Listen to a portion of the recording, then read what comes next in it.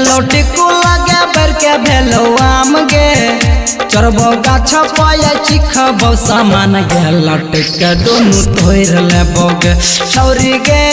लटक के दुनु तोड़ लेबोगे छौरी गे लटक के दुनु तोड़ लेबोगे छौरी गे लटक के दुनु तोड़ लेबोगे लौटी को लगे बर के भेलो आम गे चढ़बो गाछ पाया चिखबो सामान गे लटक के दुनु तोड़ लेबोगे छौरी गे लटक के दुनु तोड़ लेबोगे डीजे गुड्डू राज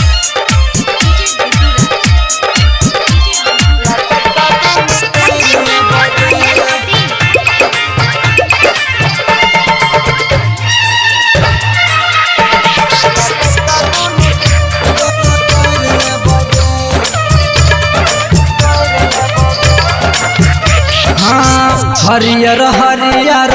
आम छो तोहर बहरा मीठ लगई छौगे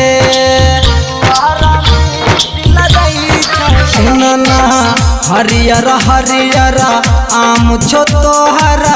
बहरा मीठ लगई छौगे हमहु चिखबहु तोरो चिखेबहु अब नहीं रहल जाई छौगे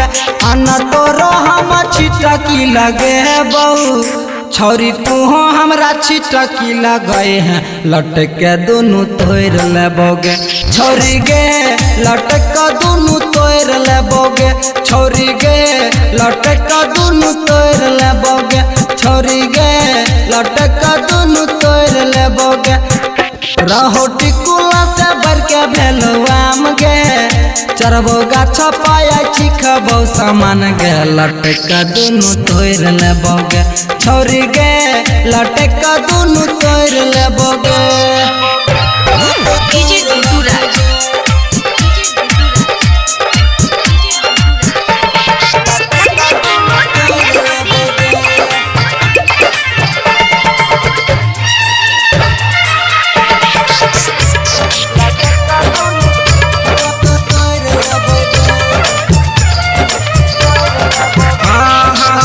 राइटर बहरुन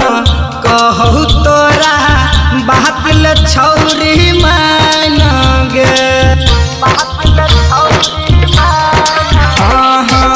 छौरा रहितावा कहू तोरा बात ले छौरी मानगे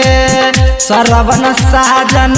जे तुम नहीं आई चिखल बिना तोहरा मगे बिट्टू यादव कहो केते तोहर रेट गे